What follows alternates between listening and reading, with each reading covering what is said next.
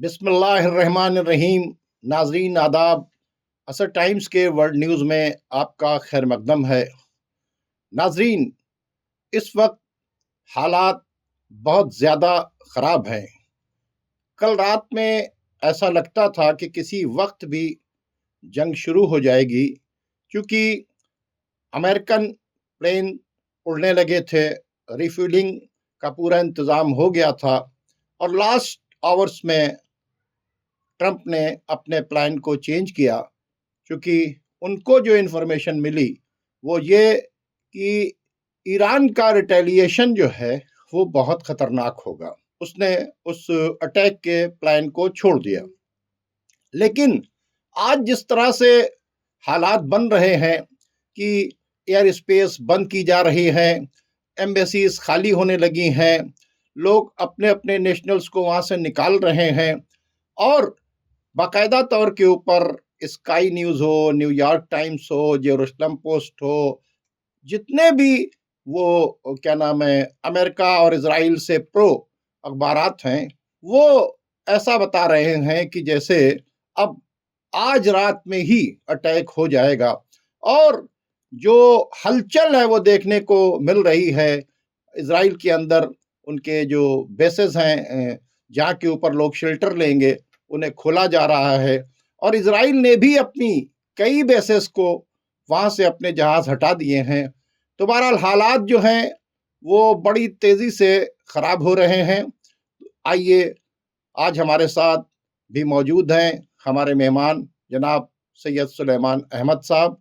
उनसे हालत हाजरा के ऊपर तबादला ख्याल करते हैं। जनाब सुलेमान अहमद साहब जी, देख रहे हैं कि किस तरह के हालात हैं। तमाम सोशल साइट्स पर, अखबारों के ऊपर जो खबरें आप देख रहे हैं, उससे ये पता चल रहा है कि जंग अब हुई तब हुई, यानी हर तरफ जो है कहीं से पीस की बात नहीं हो रही है।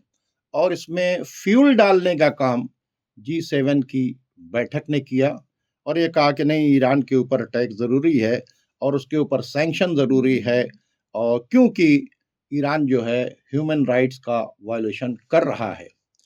इतना ह्यूमन राइट्स का वायलेशन हुआ, इजराइल के ऊपर सैंक्शन की कोई बातचीत नहीं की गई जी, सब ने मिलकर उसे सपोर्ट किया जी। अब अमेरिका और इजराइल तो था ही, ये G7 के कंट्रीज और यूरोप, ये सब के सब जो मूड में हैं कि ईरान के ऊपर अटैक कर दिया जाए, ईरान को बर्बाद कर दिया जाए। इसे आप कैसे देखते हैं?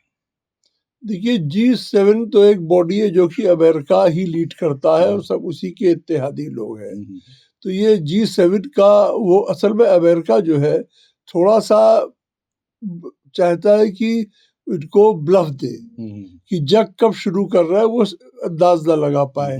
तो कभी लगता है कभी कुछ कर रहा है, कभी आगे जाता है, कभी पीछे जाता है, कभी खतर से प्लेन उड़ाता है, कभी खतर का अड्डा छोड़ देता है।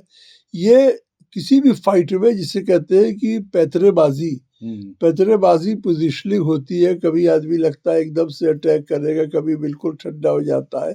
G7 की भी बॉडी एक अमेरिकन बॉडी है जिसको अमेरिका और उसके सारे यूरोपियन इत्तेहादी करते हैं, तो वो जो अमेरिका चाहता है करता है, उसकी कोई बात नहीं है। देखिए, सितंबर में या अक्टूबर में इजराइल में चुनाव है, ठीक है।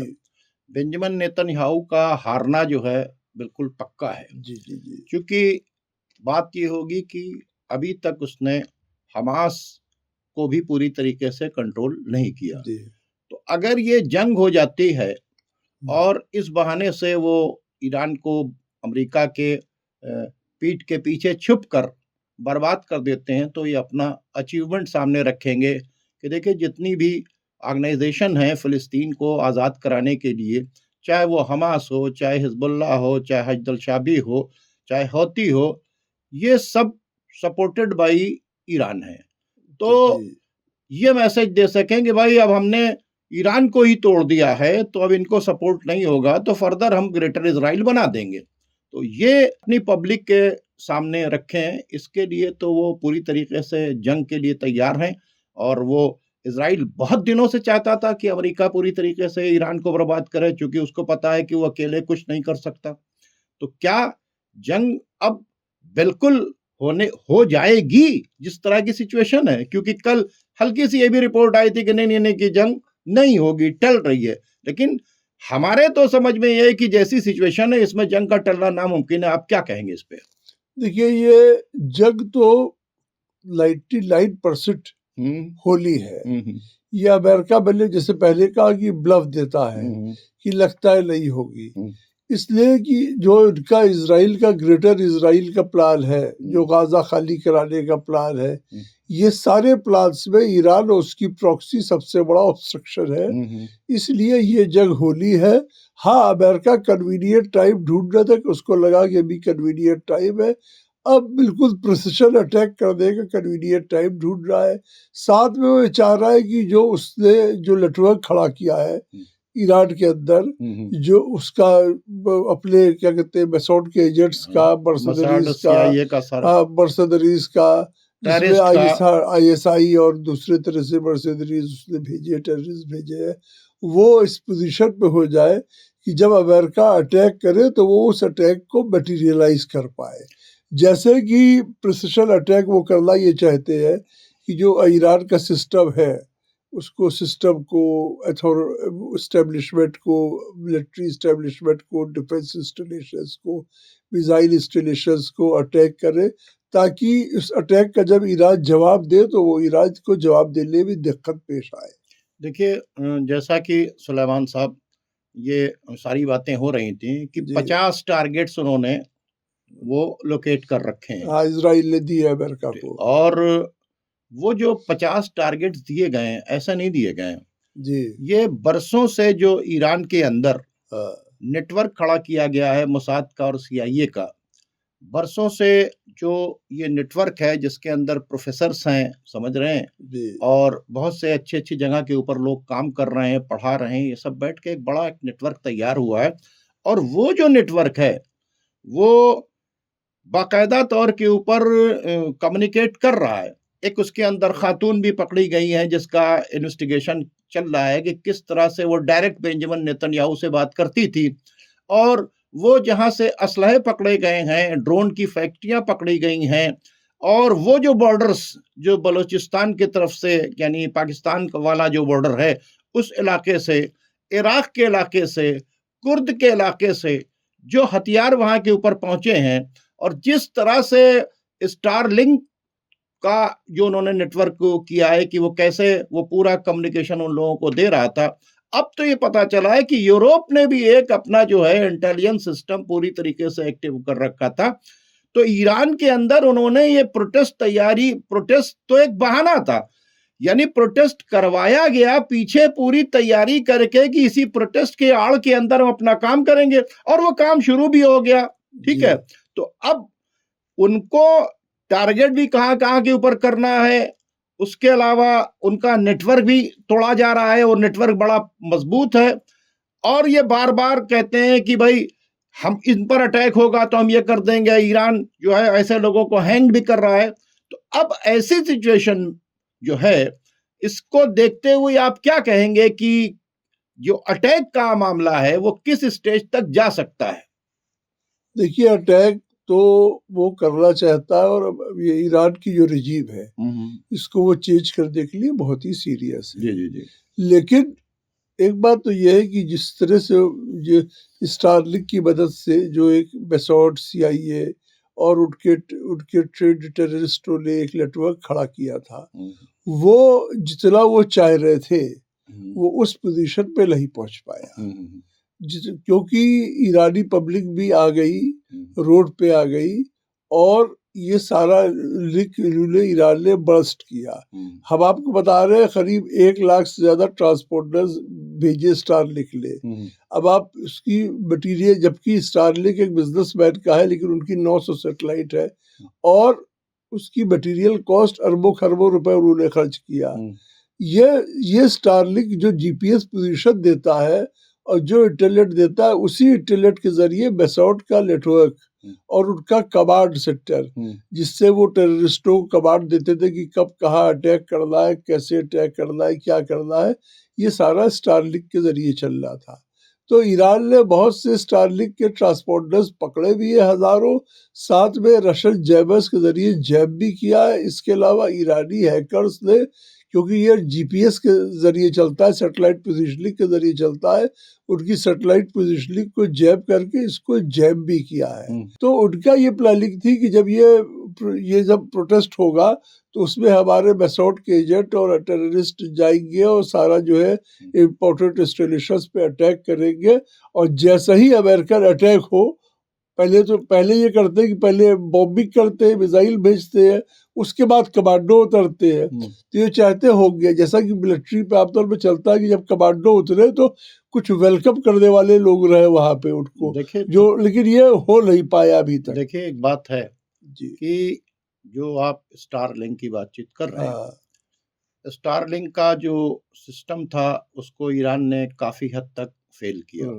और स्टारलिंक का जो रोल है कोई नया नहीं है। स्टारलिंक का रोल जो है अभी अगर देखा जाए तो यूक्रेन के अंदर पूरा रहा। अरे फिर सोमालिया जैसे गरीब मुल्क में, सूडान जैसे गरीब मुल्क में काम कर रहा है वो। अभी जो इन्होंने जौलानी जैसे टेररिस्ट के जरिए जब बशर असद की हुकूमत को गिराया तो वहां भी स्टारलिंक का टोटल कनेक्शन था। लेकिन सबसे बड़ी बातचीत है कि जब स्टारलिंक के कनेक्शन को इन्होंने जैम किया तो उसके बाद यूरोप ये कह रहा है कि हम अपना सिस्टम वहां के ऊपर देंगे, ठीक है। यानी कि अगर स्टारलिंक ब्रेक हो रहा है तो यूरोप खड़ा हुआ है उसका एक कम्युनिकेशन सिस्टम को मजबूत करने के लिए। तो ये जो बाकायदा तौर के ऊपर साइबर वार जो चल रही है, इसमें तो यूरोप पूरी तरीके से अब ईरान के खिलाफ उतरने के लिए तैयार है। इसको आप कैसे देखते? देखिए यूरोप है कौन? अमेरिका में आज जितने लोग हैं, ये लोग या इनके पेरेंट्स या ग्रैंड पेरेंट्स या ग्रेट ग्रैंड पेरेंट्स कभी न कभी यूरोप से आए थे। ट्रम्प खुद जर्मन उसके हैं। तो यूरोप और अमेरिका अलग अलग एडमिनिस्ट्रेटिव बॉडीज है, लेकिन इन स्पिरिट दोनों हमेशा एक रहे हैं। तो ये जान लीजिए आप। ये स्टारलिंक को तो नाम वॉरलिंक कर देना चाहिए, क्योंकि जहाँ कहीं लीबिया से लेके सीरिया से लेके सूडान और सोमालिया जैसे बुरे करीब कंट्रीज में, और यहाँ पे आपके जो बर्मा है, म्यांमार जब कहा जाता है, वहां तक ये लिंक प्रोवाइड करते हैं। इसके मतलब अमेरिका, इजराइल और यूरोप हथियार तो नहीं, टेररिस्ट को हथियार तो देते ही हैं, ठीक है, उनको हर तरह की फैसिलिटीज तो देते ही हैं, साथ में उनके साथ में ये एलन मस्क जो है ये अपने स्टारलिंक से उनको पूरी तरीके से, यानी एक पूरा एक सिस्टम चलाया जा रहा है। उधर आप कुर्दिस्तान के अंदर देख लीजिए, वहां के ऊपर कुर्दों को एक्टिव किया जा रहा है, ठीक है। इधर देख लीजिए दाइश को एक्टिव किया जा रहा है। इधर आप आ जाइए बलूचिस्तान के बॉर्डर के ऊपर, तो यहाँ से पाकिस्तान की तरफ से जो टेररिस्ट एंट्री ले रहे हैं उनको वहां के ऊपर मोसाद का बहुत बड़ा नेटवर्क पकड़ा गया और बहुत से हथियार पकड़े गए। जो तेहरान के अंदर, जो ईरान के अंदर जिस तरह से क्या नाम है ड्रोन की फैक्ट्रियां और जिस तरह से आर्म्स अम्युनिशन हो रहे हैं, तो पता चला कि पहले इन्होंने एनजीओ बनाया, वो उस एनजीओ को स्टारलिंक ने अपने साथ जोड़ा, वो तमाम एनजीओज ने इन तमाम ऑर्गेनाइजेशन को, जिन्होंने प्रोटेस्टर्स के आड़ के अंदर घुसकर ये सारा काम किया, किलिंग की, वहां के ऊपर ईरान के अंदर बर्बादी की, तो एनजीओ का भी कनेक्शन है। आप देखिए एनजीओ किस वास्ते होती हैं भाई, कोई अच्छा काम करने के लिए।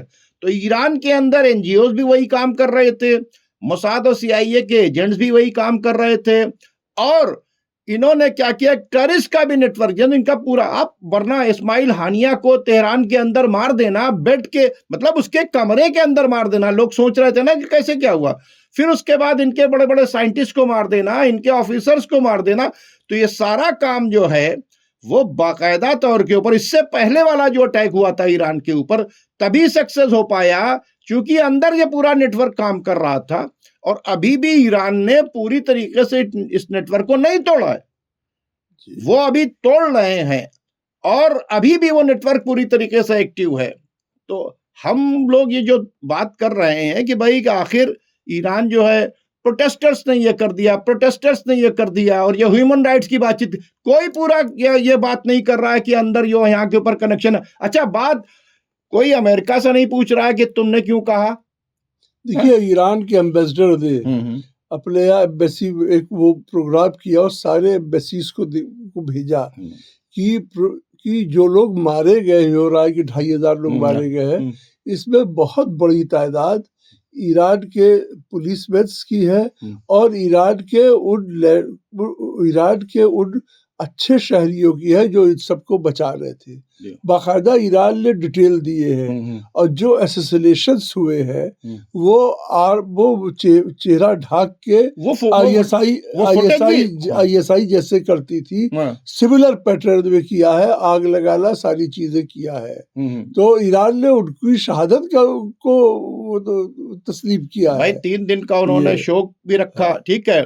उसके अलावा उन्होंने तमाम जितने वहां पर एम्बेसडर्स मौजूद थे उनको बुलाने के बाद दिखाया, है ना, और एम्बेसीज को पूरी इन्फॉर्मेशन दी, आर्म सबनेशन दिखाया, उन लोगों को बताया कि ये लोग यहाँ के पकड़े गए हैं, ये इनका डाटा, ये सारी चीजें बताया उन्होंने कि भाई हमारे मुल्क के अंदर ये किस तरह का ये पूरा काम कर रहे थे। तो एक तरफ ये वहां की रिजीम चेंज करने के लिए टेररिस्ट को, मोसाद को, CIA को अपने एजेंट्स का इस्तेमाल कर रहे हैं। दूसरे तरीके से रिजीम को चेंज करने के लिए क्या कह रहे हैं, बैकअप कर रहे हैं कि जाओ फला इंस्टॉलेशन के ऊपर कब्जा करो, और उसके बाद कह रहे हैं कि हम आ रहे हैं, हमारे पीछे से तुम कब्जा करो। तो इसके मतलब आप प्रोवोक भी कर रहे हैं, रिजीम भी चेंज करना चाहते हैं।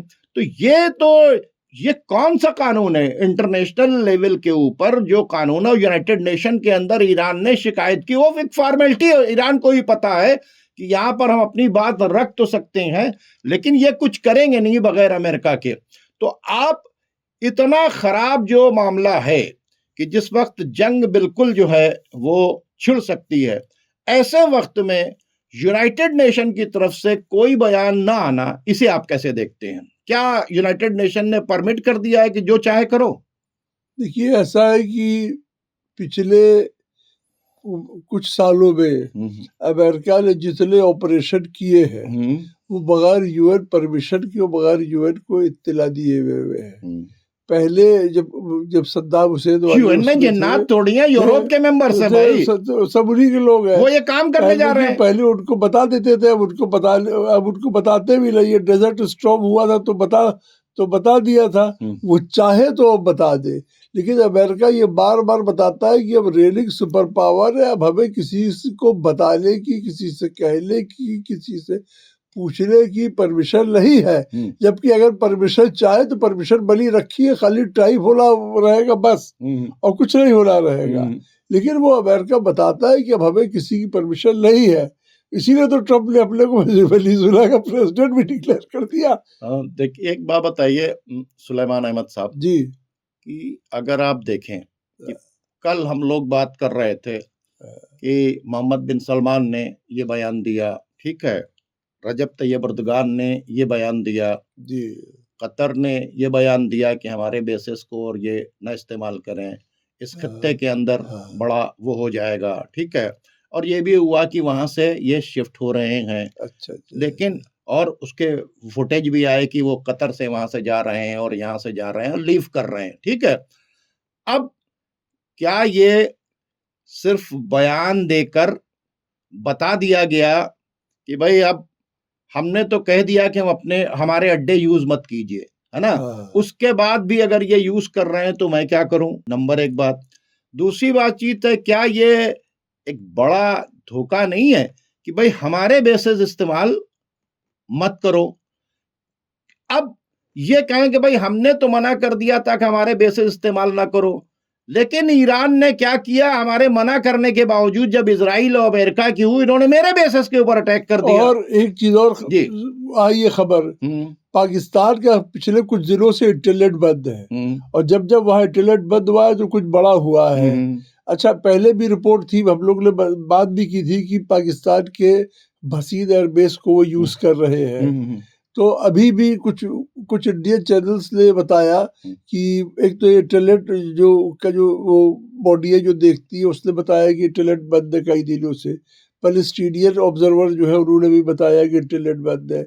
साथ में ये भी खबर है कि रावलपिंडी और क्वेटा में अमेरिकन कमांडोज भी देखे गए हैं। अच्छा, और दूसरी चीज़ ये कि जब अफगानिस्तान में अमेरिका ने ऑपरेशन किया था तब भी पाकिस्तान ने डिक्लेयर नहीं किया था। जब ऑपरेशन होने लगा तो उसने कहा कि वी आर द, तब उन्होंने बताया पाकिस्तान ने कि we are part of the operation. देखिए, तो अच्छा, अब नहीं, मुनीर सब सस्पेक्टेड है।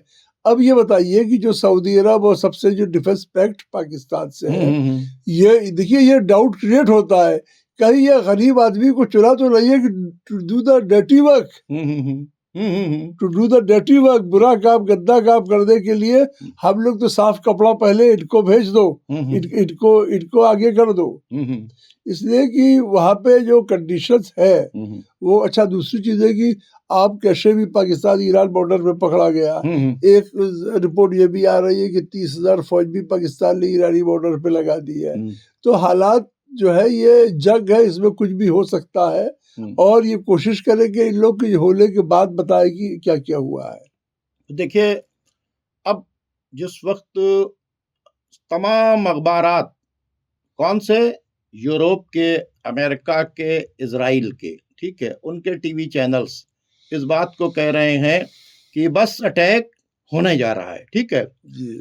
इसके मतलब कि अब अटैक अगर हो गया तो फिर ये जो रोल है इनका सबसे इंपॉर्टेंट रोल है। चूंकि देखिए पिछले बार भी जितने भी मिसाइल्स रोके गए थे, या सऊदी बेसिस से रोके गए थे, या जॉर्डन की बेस से रोका गया था, या इजिप्ट के बेस से रोका गया था, या यूएई की बेस से रोका गया था, या जो उनके वॉरशिप्स जो खड़े हुए थे वहां के ऊपर, वॉरशिप तो अब उनके यहाँ पर है नहीं, उन्होंने अपने वॉरशिप्स को दूर रखा है। लोग कह रहे ना कि जब तक वॉरशिप नहीं आएगा वो अटैक नहीं करेंगे। उधर से उनका रिफ्यूलिंग टैंकर्स भी आके उतर रहे हैं, सब उतर पहले आया था, फिर अब फिर ईरान ने, जब ईरान की नेवी, ईरान ने अपनी सबमरीन वगैरह वो की, वो तो बचाएंगे ना वो अपने वॉरशिप्स हटा दिए। अच्छा, ईरान समुद्र में माइंस भी बिछा रहा है। दूसरी चीज है कि साउथ चाइना सी से जो इब्राहिम लिंकन उनका फ्लीट है वो मूव किया है, ठीक है। तो ये हर, देखिए किसी भी लड़ाई में दो रेसलर्स भी लड़ते हैं तो एक पोजीशन पर नहीं खड़े रहते, कभी आगे हटते, कभी पीछे हटते, कभी चक्कर लगाते, कभी झुकते, कभी उठते हैं। तो ये बॉक्सिंग में भी होता है, हर लड़ाई में ये पोजिशनिंग हो रही है। और वो अब ये फ्लीट जो है आ रहा है, अब ये देखिए क्या करते, कहाँ से अटैक करते, ये उसकी बात है। अभी डेमोना के करीब जो है वो वहां के ऊपर 4.2 उसका जो है एक रिएक्टर बताया गया कि साहब की ये यहाँ के ऊपर एक धमाका हुआ है। इस पर भी बातचीत चल रही है कि इतने पहले जो है अर्थक्वेक आता है तो इन्फॉर्मेशन नहीं, उस पर भी डाउट किया जा रहा है। और एक तो डिबोला में है, उनकी एटॉमिक साइट है। दूसरी चीज है कि 17 मिनट पहले उन्होंने वार्निंग दे दी। इतनी जल्दी वार्निंग आमतौर पे दी नहीं जाती है, तो ये नहीं है। समझा जा रहा है कि ये मिली नहीं पाती, मिलती नहीं, जब मिलेगी तभी तो देंगे। अब ये समझा जा रहा है 10 सेकंड, 20 सेकंड, 30 सेकंड, 1-2 मिनट भी अगर मान लिया कोई एटॉमिक ब्लास्ट किया है इजराइल ने। अब देखिए हालात बहुत ही वो है, किसी भी टाइम लड़ाई शुरू हो सकती है, बड़ी लड़ाई शुरू हो सकती है। नाजरीन, हालात बद से बदतर हो रहे हैं और अगर वाकई जिस तरह से गैरतमंदी के साथ ईरान खड़ा हुआ और उसने अमेरिका को, यूरोप को, इजराइल को चैलेंज किया, अगर मिडिल ईस्ट के तमाम कंट्रीज भी उसी तरह से खड़े हो जाएं तो फिर ये लड़ाई किसी भी हाल में नहीं होगी। लेकिन जिस तरह से फिलिस्तीनियों के लिए ये सिर्फ ज़बानी जमा खर्च करने के बाद, बयानबाजी करने के बाद ये दूर खड़े होकर तमाशा देखते रहे, अगर ऐसा ही तमाशा देखते रहेंगे तो मिडिल ईस्ट को कोई भी खतरों से बचा नहीं सकता। और मैंने कल भी कहा था और आज भी कहा था कि अगर ये जंग बढ़ी और ईरान के साथ ये लोग नहीं खड़े हुए तो फिर ईरान का जो अटैक होगा और जो ईरान अपनी मिसाइल्स का इस्तेमाल करेगा तो फिर ये पूरे मिडिल ईस्ट के अंदर जो है वो एक आग फैल जाएगी। और ईरान से जंग शुरू होते ही हौती, हिजबुल्लाह, हजदल शाबी, ये सब के सब उतर आएंगे और एक अजीब सा हाल हो जाएगा मिडिल ईस्ट का। और मिडिल ईस्ट को जलने से कोई नहीं रोक सकता। और अगर हालात ज्यादा खराब हुए तो फिर ग्रेटर इजराइल का जो ख्वाब है वो भी चकनाचूर हो जाएगा। अरब के तमाम ममालिक को इजराइल का नक्शा उठाकर देख लेना चाहिए। उस इजराइल के नक्शे के अंदर उसे जॉर्डन भी चाहिए, उसे कतर का भी हिस्सा चाहिए, उसे लेबनान का भी हिस्सा चाहिए, उसे मिस्र का भी हिस्सा चाहिए, उसे इराक का भी हिस्सा चाहिए, उसे सीरिया भी चाहिए, और इतना ही नहीं, उसको सऊदी का भी हिस्सा चाहिए और टर्की का भी हिस्सा चाहिए। तो अगर ग्रेटर इजराइल के मिशन को रोकना है और ये जंग ही ग्रेटर इजराइल बनाने के लिए हो रही है, तो अब भी जो है मिडिल ईस्ट के कंट्रीज को एक साथ मिलकर ईरान के साथ खड़ा होना होगा। नाज़रीन, अब आप हमें और हमारे मेहमान को इजाजत दीजिए। खुदा हाफिज।